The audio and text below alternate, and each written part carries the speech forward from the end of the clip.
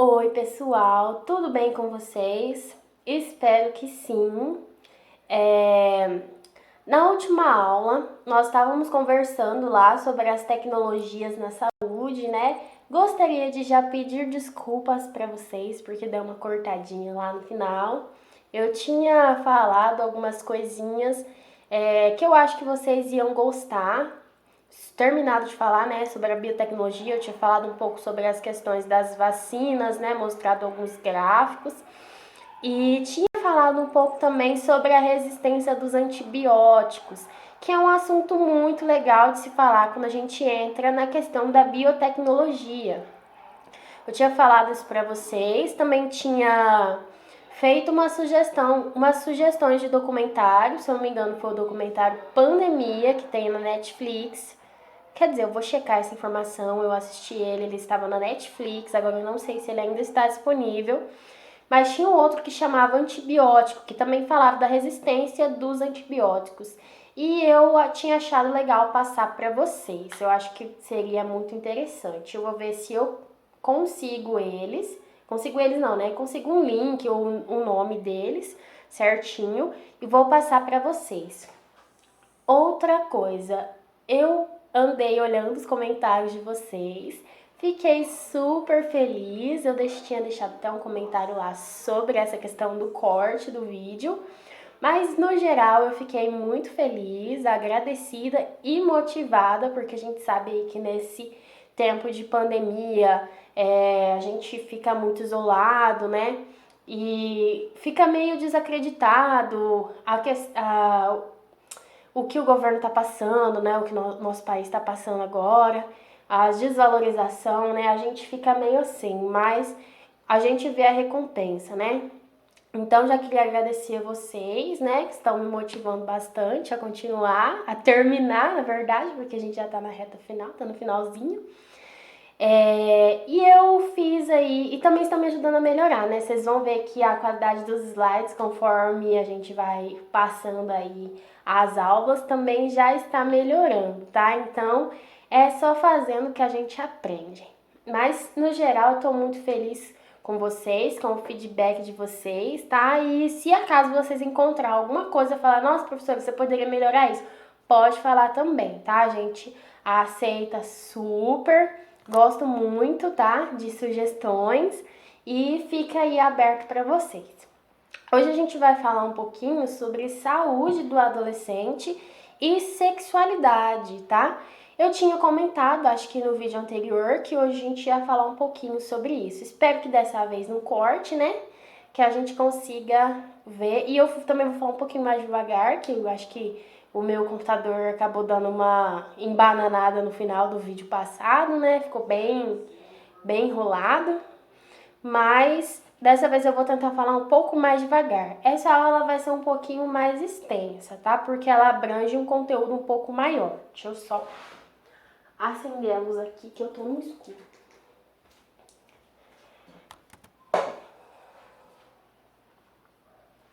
O que nós vamos falar hoje? Nós vamos falar um pouco de saúde do adolescente e sexualidade. Está na página 177 do livro de vocês.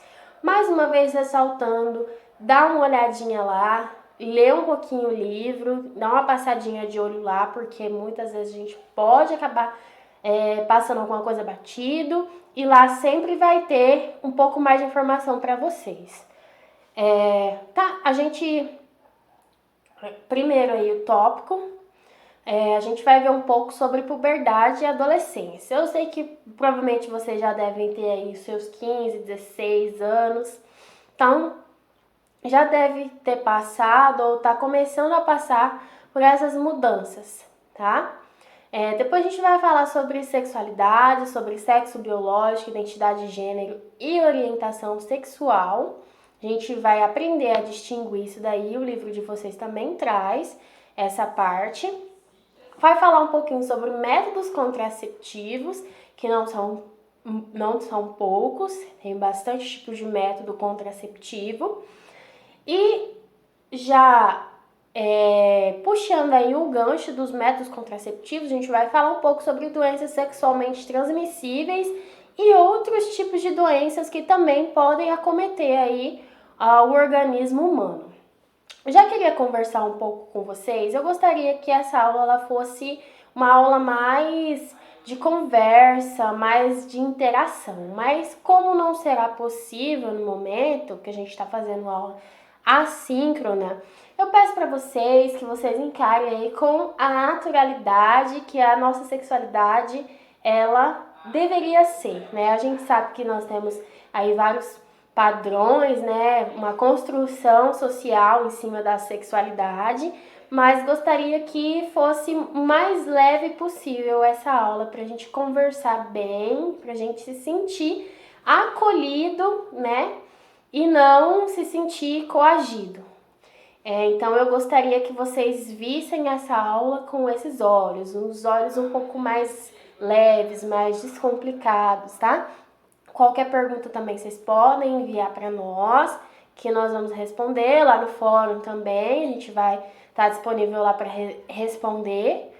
E vamos começar. Mais um ponto que eu queria falar com vocês. A maioria dos livros didáticos, eles trazem uma visão meio complicada aí da sexualidade. Começa a falar de sexualidade, logo depois fala de métodos contraceptivos. Seria aí uma maneira de dizer que a sexualidade é algo que tem que ser reprimido, né? É algo que não deve ser vivido, é algo que pode nos trazer doenças. Não é que não seja verdade, mas nós deveríamos falar aí de doenças sexualmente transmissíveis lá quando a gente vai falar de bactérias, de fungos, né? Aí sim falar das doenças sexualmente transmitíveis. Mas os livros didáticos, eles trazem as doenças sexualmente transmitíveis logo depois da questão da sexualidade, tá? Porque ainda tem essa construção por trás. Então eu queria fazer um adendo com vocês, para vocês prestarem bastante atenção sobre isso, tá? A maioria dos livros didáticos, eles vêm assim. E já expliquei também o porquê, né?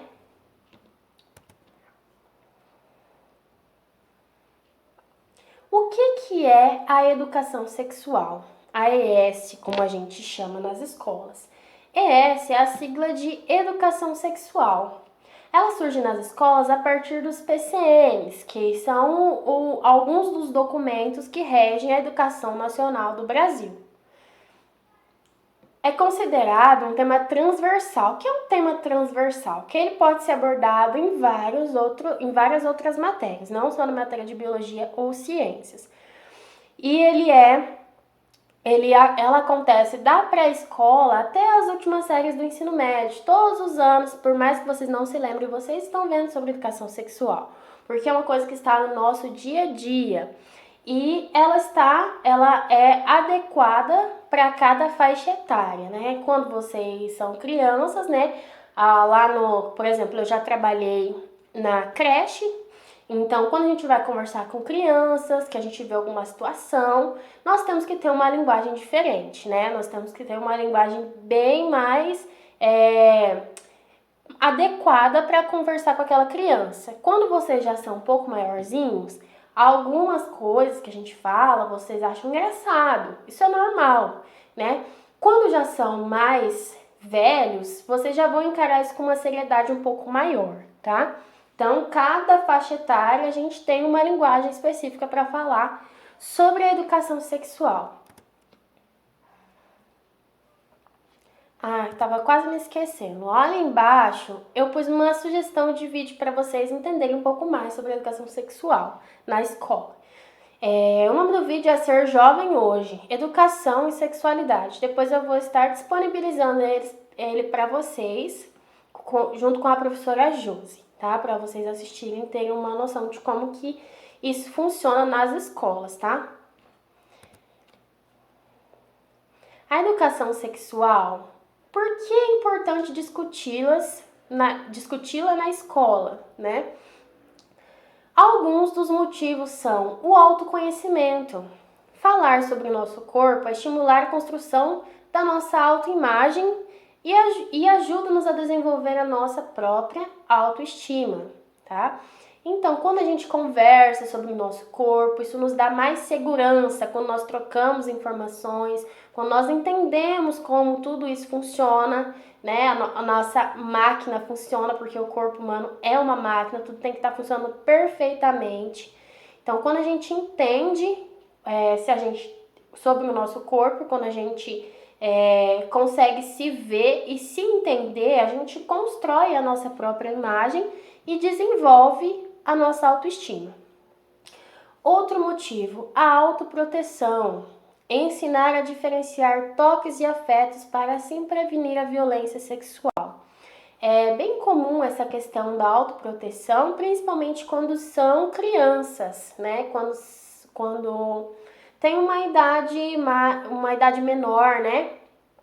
Porque as crianças ainda não sabem diferenciar toques e afetos, não sabem aonde pode deixar o adulto mexer, onde não pode, né? Então é muito importante conversar sobre o corpo delas, ensinar que esse lugar não pode mexer, esse lugar o outro adulto não pode mexer. E se acontecer alguma coisa, você pode falar para mim, pode falar para a prof, pode falar para a mamãe, para o papai, né?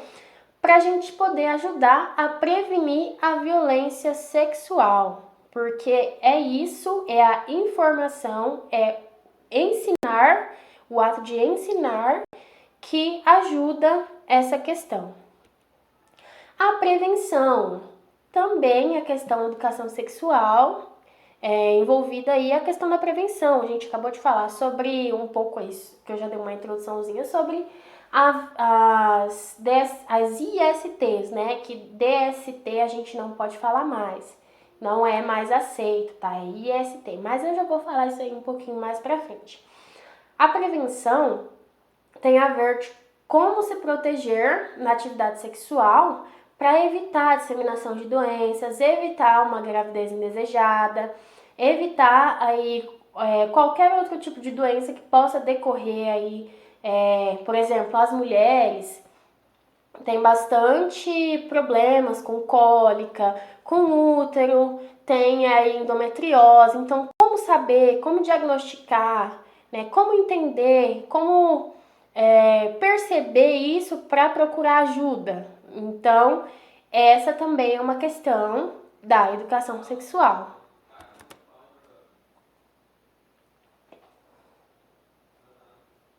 Puberdade e adolescência. Uma importante fase das mudanças físicas e psicológicas. Indica a transição do fim da infância para o início da vida adulta.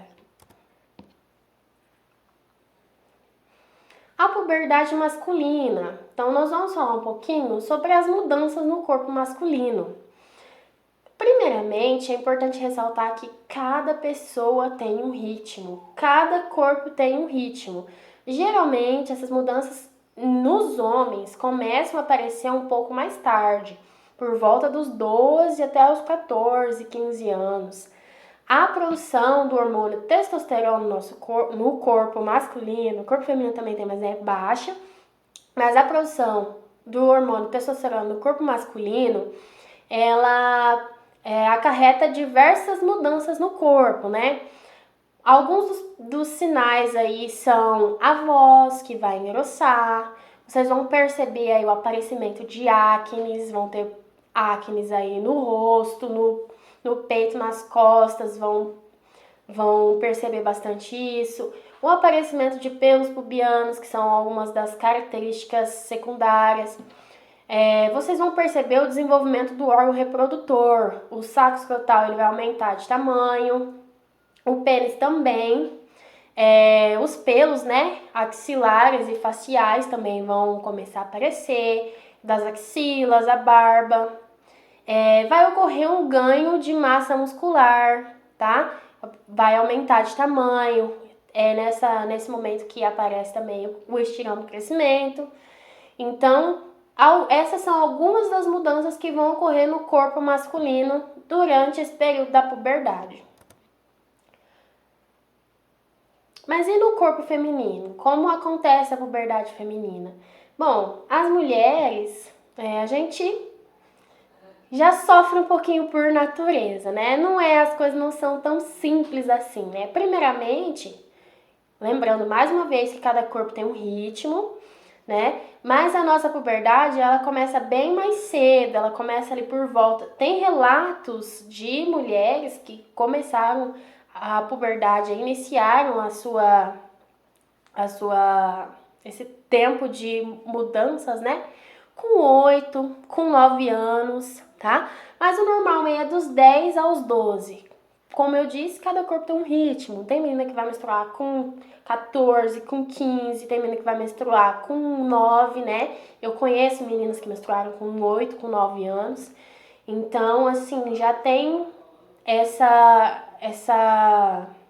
já é bem mais acelerado, bem antes, né? A gente começa a nossa puberdade. Os hormônios que agem sobre o nosso corpo, sobre os nossos ovários, né, que é o nosso sistema reprodutor, são o estrógeno e a progesterona. Esses hormônios são produzidos pelos ovários, tá?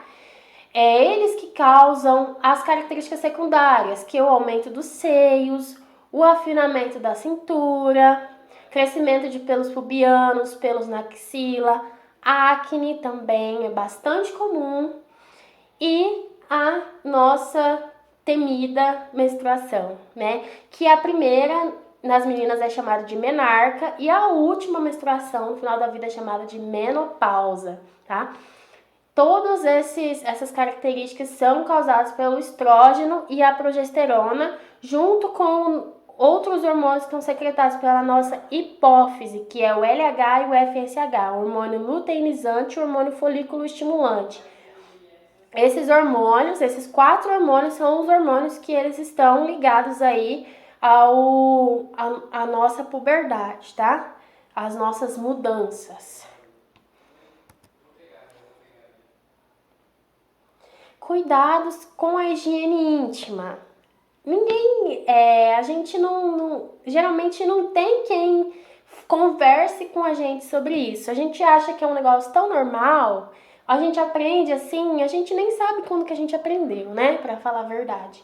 Porque é muito normal. Só que o fato é que muitas vezes nós ainda não sabemos cuidar e fazer a nossa higiene corretamente. E isso é uma coisa importantíssima também para evitar a disseminação de doenças.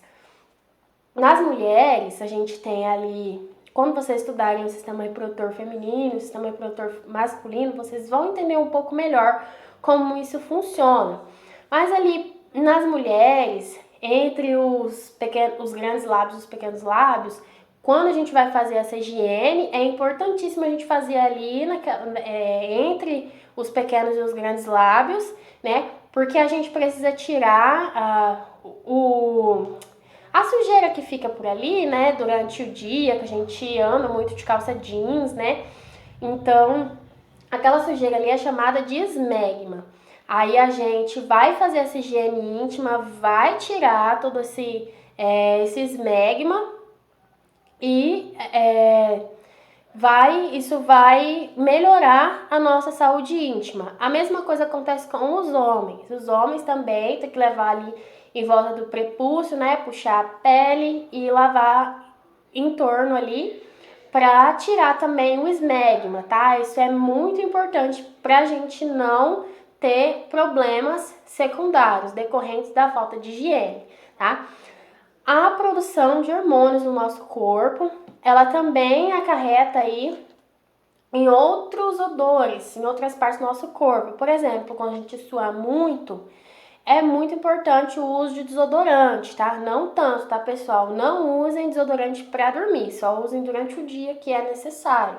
Desodorante para dormir pode acontecer de estimular o aparecimento de câncer de mama, tá? Tem alguns estudos relacionados a isso. Então, não usem para dormir, só usem durante o dia. Também, o crescimento de fungos nos nossos pés também causa chulé, então a gente sempre tem que estar usando aquele talquinho, né? Ou sei lá o que vocês usam, né? Então é bem importante, isso daí também é decorrente da puberdade das nossas mudanças hormonais. pouquinho sobre sexualidade, sobre as alterações físicas e hormonais que a gente acabou de ver. Todas essas alterações físicas e hormonais, atreladas à interação social, ou seja, viver em sociedade, né? Estar sempre em contato com outras pessoas nessa fase, promove a manifestação da nossa sexualidade. Mais do que transformações, é um momento de construir a nossa identidade. É nesse período também que se faz importante ressaltar o respeito à diversidade e às características individuais de cada um. Isso aí é o ápice, né? Conhecer, entender como funciona e respeitar, tá? Cada indivíduo é único, cada indivíduo tem a sua maneira de se portar, tem a sua própria personalidade e a gente precisa acolher e respeitar, tá?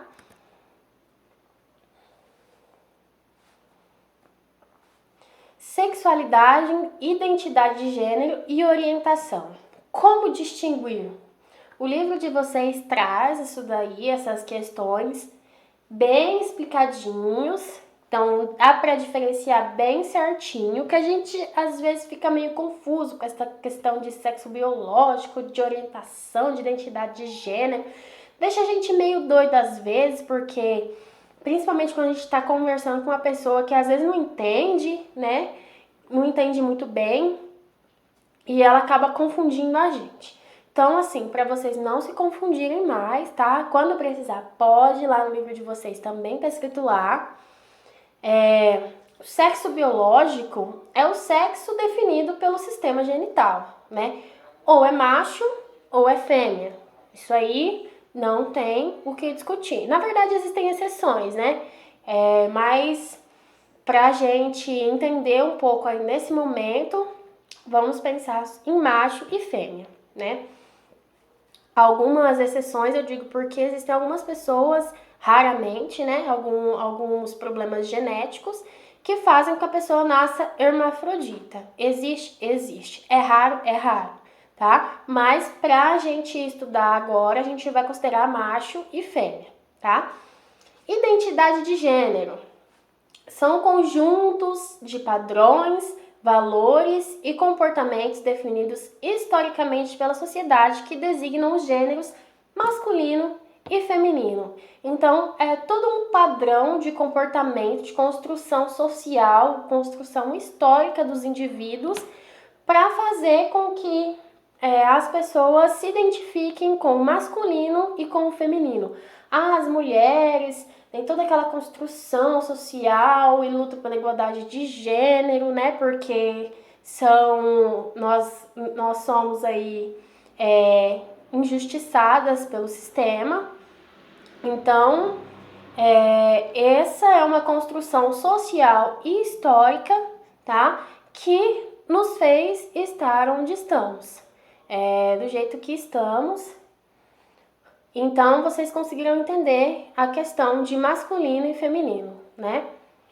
Agora, a orientação sexual tem a ver com os desejos afetivos e sexuais que uma pessoa apresenta. Por quem essa pessoa vai se atrair, entende? Exemplos. Pessoas heterossexuais, que são as pessoas que se atraem por pessoas do sexo oposto. As homossexuais, que são pessoas que se atraem pelas pessoas do mesmo sexo. Os bissexuais, que se atraem pelas pessoas dos dois sexos. E recentemente eu também descobri uma nova orientação sexual que é chamada de pansexual. Essa é um pouco mais complicada de entender, né? Mas significa que a pessoa não tem um porquê de se atrair. Ela não se atrai porque a pessoa só porque é homem ou porque é mulher. E sim, é um conjunto de características que fazem com que a pessoa se atraia, entende? Então ela pode gostar de qualquer tipo de pessoa, né? E ali ela tem definida na cabeça dela.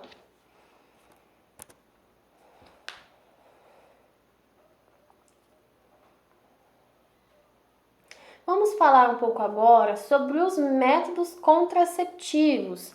Como prevenir uma gravidez indesejada e doenças sexualmente transmissíveis. Como eu falei para vocês lá no início, alguns livros didáticos trazem os métodos contraceptivos, trazem as doenças sexualmente transmissíveis junto com a questão da sexualidade, tá? Mas isso daí também provém de uma construção social e histórica, tá? Para dizer que a sexualidade é feia, que a sexualidade não pode ser vivida, tá? Eu tô apresentando agora, né? Junto com com a questão da sexualidade, igual tá no livro. Mas a minha preferência, assim, a orientação que a gente tem, né? É que não se trabalhe junto, que se trabalhe separado, né? Mas vamos aí continuar. Alguns métodos contraceptivos eu trouxe aí para vocês. A camisinha feminina e masculina. Existe camisinha feminina, prof? Existe.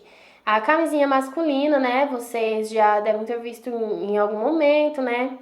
Que é aquela que encaixa no pênis e para usar durante a relação sexual, depois tira, dá um nozinho e joga fora.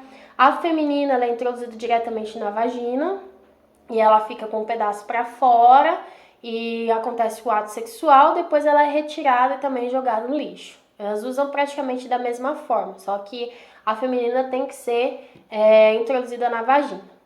O anticoncepcional, que é um medicamento aí que várias mulheres já utilizam, geralmente aí tem mulheres desde novas já começam a tomar, desde quando acontece a primeira menstruação, às vezes para regular, por algum motivo, né, as mulheres acabam optando por tomar o anticoncepcional cedo, né, mas nós sabemos que tem bastante efeitos colaterais, que não é tão recomendado assim, mas para muitas mulheres funciona e tem uma taxa de eficácia muito grande, né? O anticoncepcional foi uma conquista muito grande para as mulheres, apesar dos pesares que envolveram aí sua criação, né? Mas é utilizado aí para inibir a ovulação, né? Para as mulheres não engravidarem, né? Tá tomado aí todos os dias do mês, num certo horário, e elas param de tomar e depois vem a menstruação, tá? Então é assim que funciona o anticoncepcional. Aqui nós temos outro exemplo, o DIU, esse aqui é o DIU Mirena, mas existe o DIU de cobre, que é gratuito pelo SUS, só você fazer uma consulta e pedir para colocar. Mas o DIU, ele é um dispositivo que ele apresenta hormônios, a liberação de hormônios, ele fica fixo dentro do útero e ali ele inibe a fecundação, tá?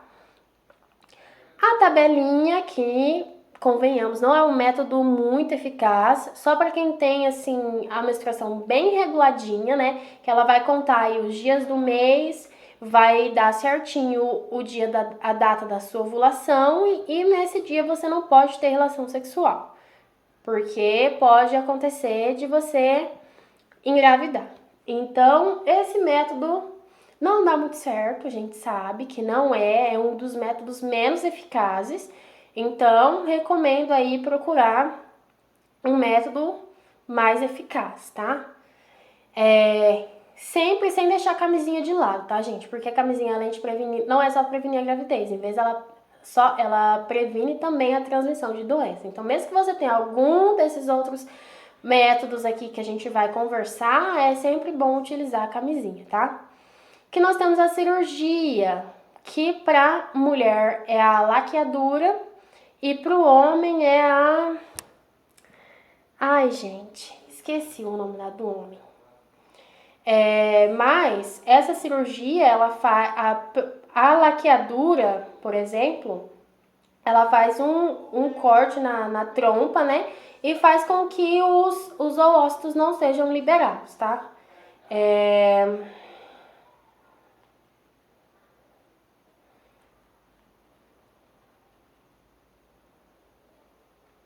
A do homem chama vasectomia, tá? Ela também faz um cortezinho ali, um piquezinho, numa numa veinha, né? Que é por onde passam os espermatozoides, que se chamam canais deferentes. E esses canais deferentes, né? São deferente. Eles são ali cortados, né? E para não passar os espermatozoides. Essa cirurgia de vasectomia, ela é reversível, tá? Ela pode ser desfeita e ela é muito rápida, muito fácil de se fazer. Inclusive, eu sei bastante página de biologia. Esses dias eu vi um vídeo de uma cirurgia de vasectomia bem tranquilinha. A anestesia é local e você, o homem, né, já sai andando do hospital. Então é bem tranquilinho, tá? Pra fazer. É uma escolha, né? Um método que dá certo, tem bastante eficácia.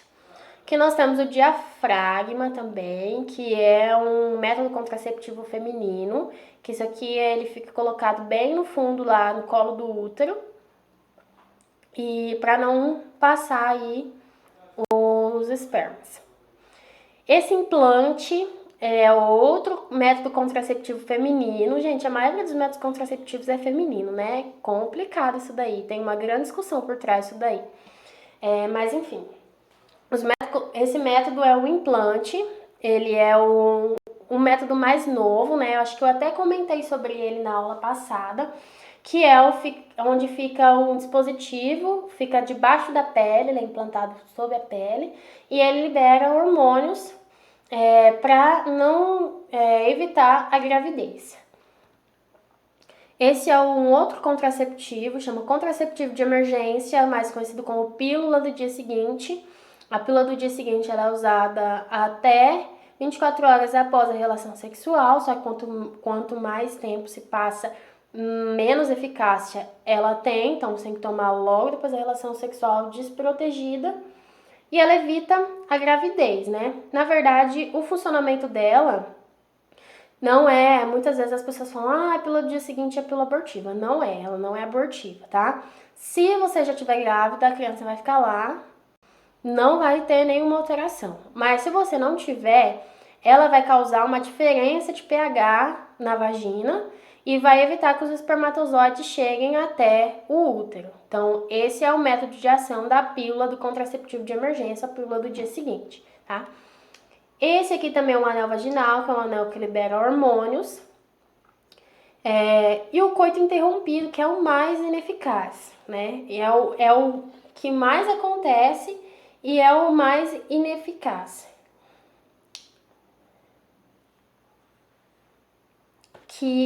O que é o coito interrompido? Tá no ato sexual, o homem tira o pênis antes da ejaculação. Esse é o coito interrompido, tá?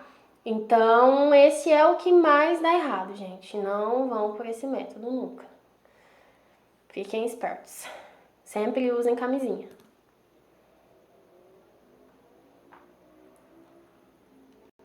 Agora vamos falar um pouquinho sobre as ISTs, infecções sexualmente transmissíveis. No começo eu tinha falado até doenças sexualmente transmissíveis, gente. Eu tenho um problema de língua presa, não sei se vocês já perceberam, mas é assim mesmo, minha dicção é meio estranha. Mas doenças sexualmente transmissíveis não é mais adotado. Por quê? O mais correto é dizer infecções sexualmente transmissíveis, tá? Agora, são definidas como infecções sexualmente transmissíveis, que podem ser transmitidas por meio do ato sexual, tá? A principal forma de se proteger é utilizar camisinha. Somente o médico pode diagnosticar e tratar. Porém, é importante conhecer para prevenir, o que eu tinha falado para vocês. Quando a gente tem o conhecimento, a gente pode utilizar para se precaver, né? São as medidas profiláticas. Aqui eu trouxe como exemplo algumas doenças sexualmente transmissíveis, né? As imagens são meio fortes, mas eu tentei trazer aí as mais tranquilinhas possíveis, tá? Porque se vocês forem procurar na internet, vocês vão ver que o negócio é feio. Mas assim, não fiquem assustados, tá? A maioria dessas doenças é tratável. São doenças que são tratáveis com antibióticos, com antifúngicos. Então fiquem tranquilos, mas não tão tranquilos, né? Sempre se prevenir.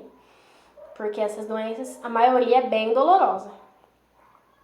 E é transmissível, né? Você pode transmitir para outras pessoas.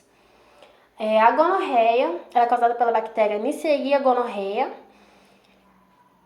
Ela causa infecção na uretra, no útero e nas tubas uterinas, né? Ela sai bastante pulsa, uma eliminação de um líquido meio amarelado, tá? Ali a gente tem a imagem de um pênis, aquela ali é a bactéria, tem duas bolinhas, né? Essa aqui. Ela causa infecção na uretra, no útero e nas tubas uterinas. Ela é tratável com antibiótico, tá? A clamídia é causada pela bactéria Chlamydia trachomatis. Ela ela causa vesículas, né, nos órgãos genitais, que mais tarde podem evoluir, se não forem tratadas, evoluir para úlceras. Ela causa bastante dor ao urinar e nas mulheres ela pode causar infertilidade. Esse é o condiloma acuminado. É o HPV que causa ele, ou Human Papilloma Virus. Ela causa várias verrugas, tá? Essas verrugas, elas podem se transformar aí num câncer, tá? Então, ela é bem complicada. Existe outra medida profilática, né? Além de utilizar a camisinha, que é a vacina. Nós temos a vacina para o HPV, inclusive, recentemente, tivemos aí algumas campanhas, né, para vacinação do HPV, tá? Essa doença, ela é extremamente perigosa, porque essas verrugas, elas saem no sistema genital, saem no ânus, então é bem complicado. É uma doença que a gente tem que ter muito cuidado.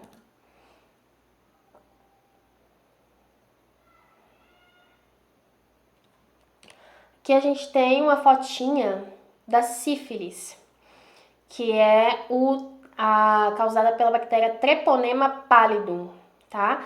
Ela causa uma feridinha, né, nos órgãos genitais, que se você não trata, se você deixa lá, se você não percebe que ela tá lá, ela evolui para o estágio 2, causa irritação na pele, e depois ela evolui para o estágio 3, que ela ataca os órgãos internos. Então é uma doença bem perigosa também, tá? É tratável com antibióticos. Essa é a candidíase. É causada por um fungo chamado Candida albicans. Essa doença é muito comum, tá, gente? É muito comum mesmo. Ela, na boca, esse fungo, ele causa, é o famoso sapinho. Nos órgãos genitais, ele causa muita coceira, muita vermelhidão. E nas mulheres, ela causa uma secreção esbranquiçada. Essa imagem que vocês estão vendo aqui é a imagem do colo do útero, tá? Ali acabou a vagina, tem essa partezinha que chama o colo do útero, que tem um furinho bem no meio, que é por onde passam os espermatozoides. E essa parte, vocês podem ver que essa secreção branca é o fungo, tá? Então tá tomado pela cândida, tá? Então essa doença é tratada facilmente com antifúngicos, tá? Mas tem que saber identificar, né? Tá com um corrimento muito estranho, um corrimento esbranquiçado, meio amarelado, então tem que procurar o ginecologista, tá? E para os homens é o urologista. Aqui nós temos o exemplo da herpes, causada pelo vírus HSV, causa pequenas bolhas bem doloridas na região genital e ela se manifesta por conta da baixa imunidade.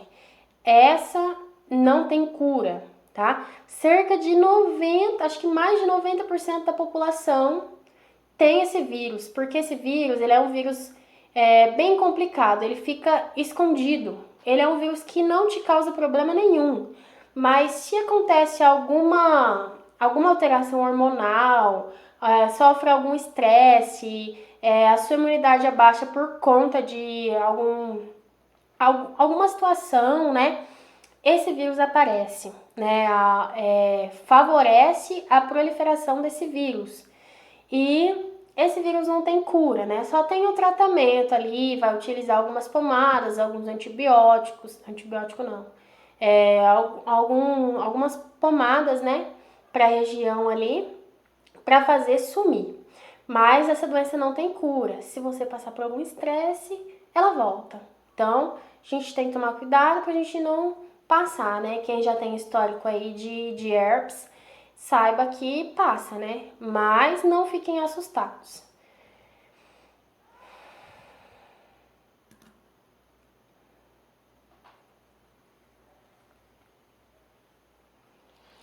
Agora a gente vai falar um pouquinho das doenças que mais nos preocupa, que é a AIDS, que é o vírus da imunodeficiência adquirida, chamado também de HIV, que é uma sigla que está em inglês. Esse vírus, ele ataca especialmente as nossas células do sistema imunológico chamado linfócitos T. Esses linfócitos T, eles funcionam como uma barreira de defesa do nosso organismo. Eles estão lá para combater os impostores que entram no nosso organismo que não são naturais dali. E esse vírus, por ele atacar essas células de defesa do nosso organismo, a pessoa aidética, ela não vai ter esses linfócitos, vai ter em baixíssima quantidade, tá? O que vai acontecer? Ela vai ficar imunodeprimida. O que é uma pessoa imunodeprimida? É uma pessoa que tem facilidade para pegar muitas doenças, para pegar outras doenças, e quando ela é acometida, ela tem sintomas muito graves.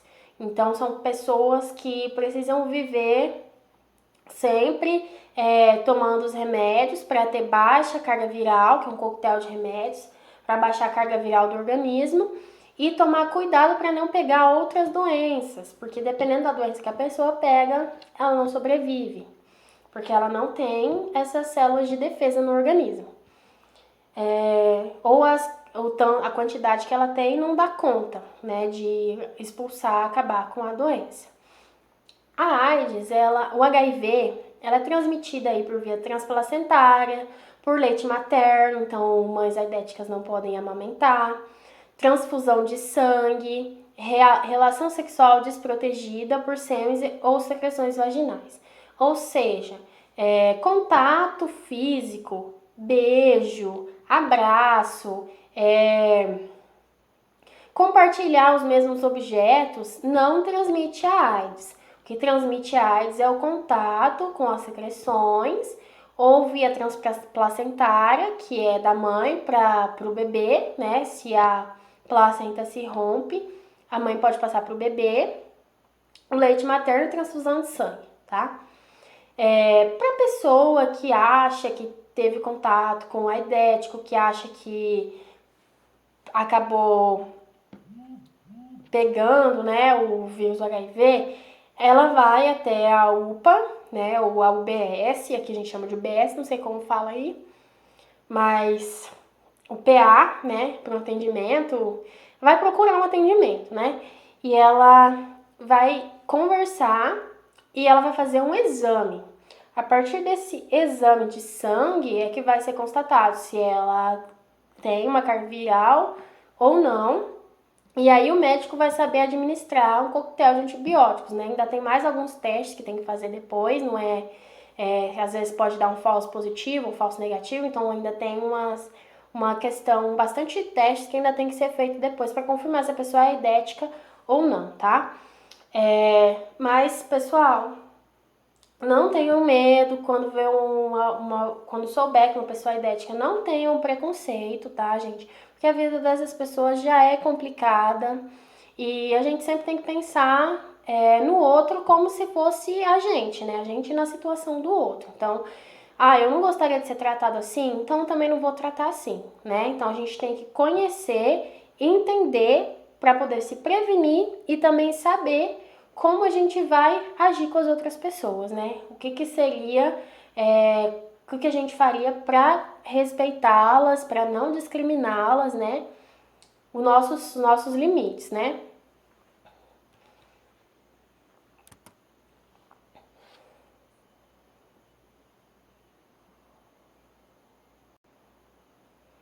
Agora, já puxando o gancho das doenças sexualmente transmissíveis, para fechar a aula, nós vamos falar sobre os principais tipos de doença. Tem um livro de vocês também, né? Os principais tipos de doença, vocês vão ver lá, mas aqui eu vou dar uma complementada, né? Vou falar um pouco mais, né? Porque eu já nem gosto de falar, então a gente vai falar. Vamos conhecer um pouco mais sobre as doenças que podem acometer o organismo humano. São as doenças infecciosas, que foi as que eu acabei de falar.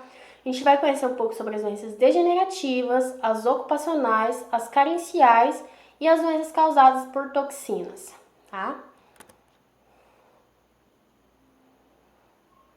As doenças infecciosas. Acabei de falar para vocês. As doenças, as infecções sexualmente transmissíveis são exemplos de doenças infecciosas, tá? Que mais que a gente conversou esses dias? Covid é uma doença infecciosa, tá? Varíola, rubéola, todas essas outras que nós vimos são doenças infecciosas, tá? Existem doenças causadas por fungos, como a candidíase, que a gente viu, doenças causadas por bactérias, né? A gente viu bastante também. A maioria das das infecções sexualmente transmissíveis são causadas por bactérias. Vimos as doenças causadas por vírus, a gripe, H1N1, doenças causadas por protozoários, por parasitas, né? Nós temos aí, por exemplo, de parasitas, Ascaris lumbricoides, que é a lombriga. Nós temos a cisticercose, né, que é a teníase e a cisticercose, que é causada pela Taenia saginata, Taenia solium, e também causa os cisticercos lá, causa a neurocisticercose, também é uma doença parasitária. Também temos as doenças causadas pelos organismos unicelulares.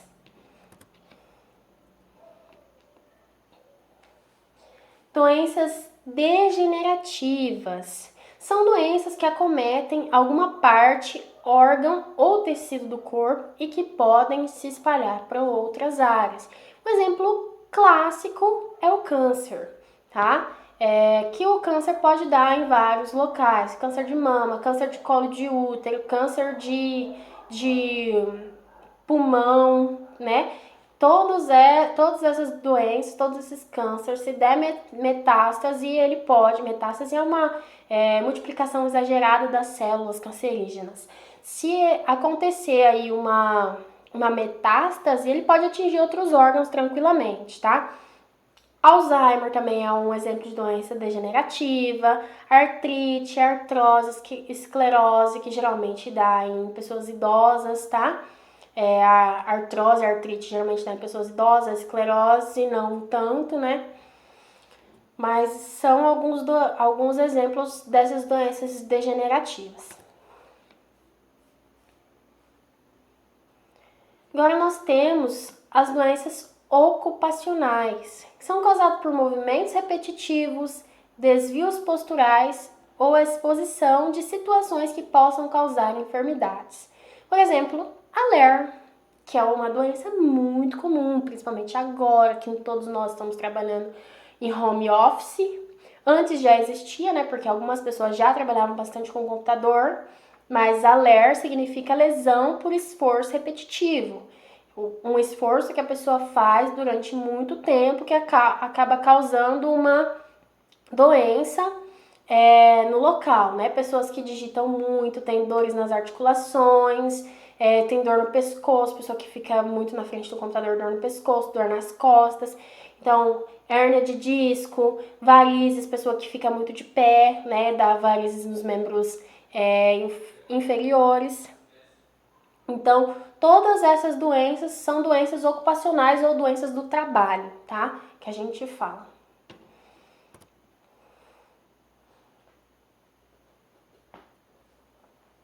Doenças carenciais.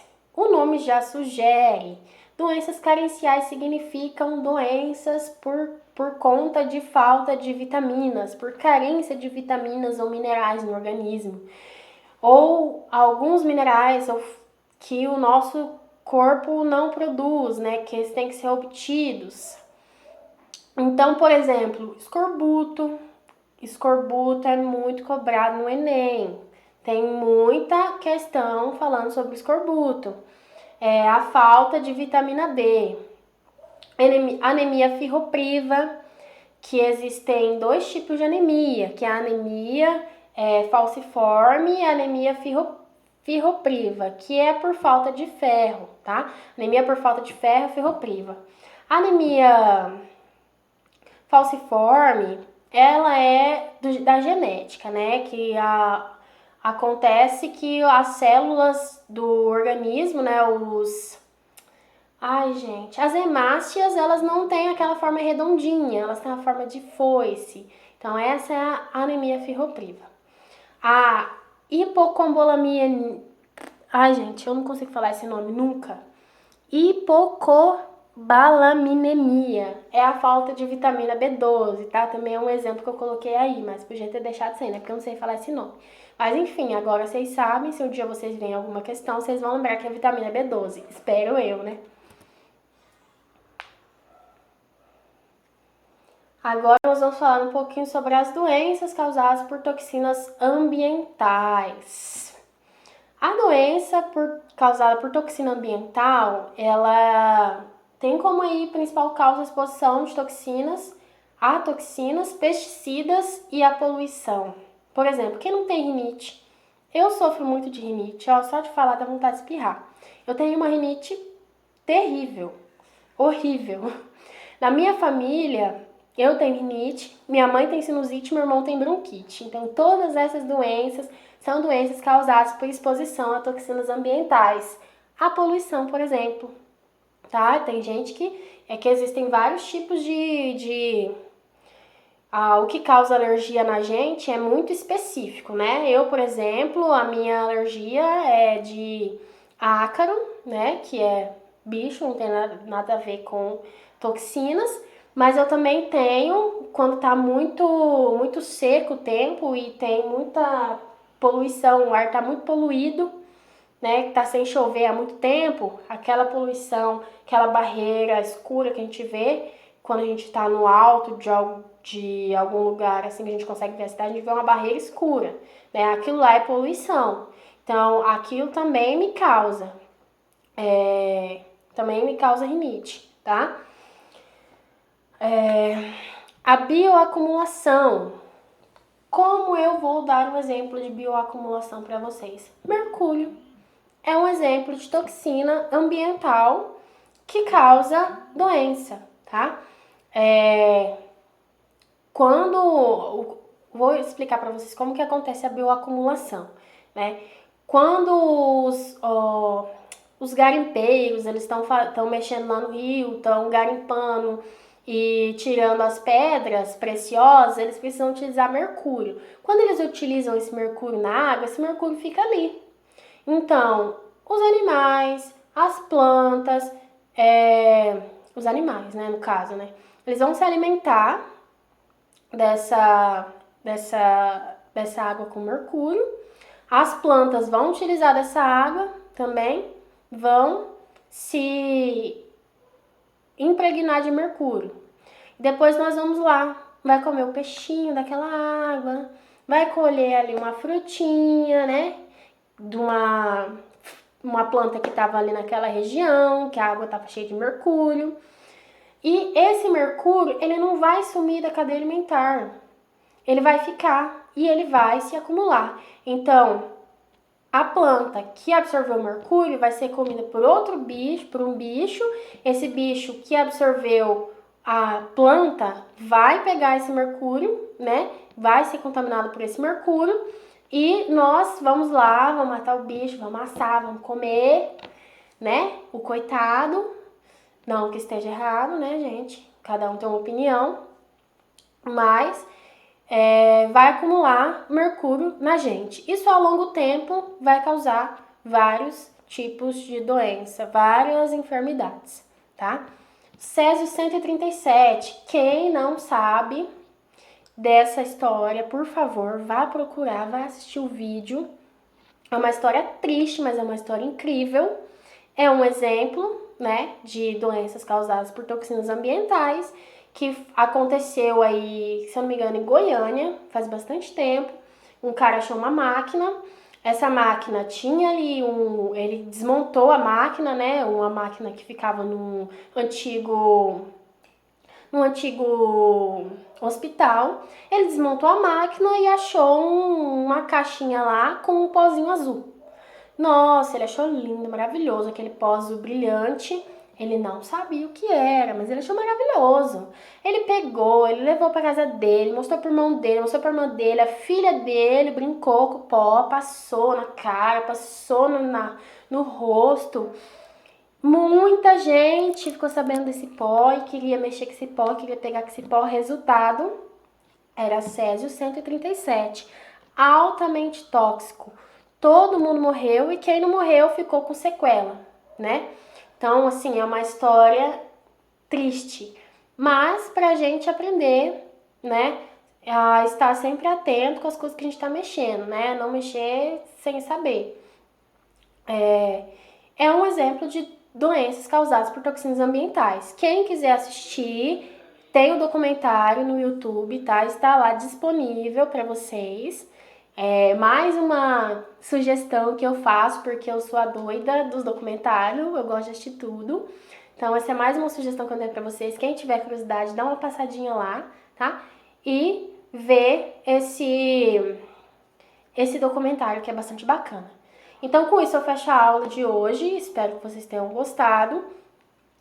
Espero ver mais comentários de vocês, tá? Pode falar o que vocês estão achando, pode sugerir, não tem problema. Eu tô gostando bastante dessa interação de vocês. É a única que a gente consegue ter, infelizmente, tá? Mas precisando, estaremos lá no fórum, tá? Pode mandar as dúvidas, viu? Beijo!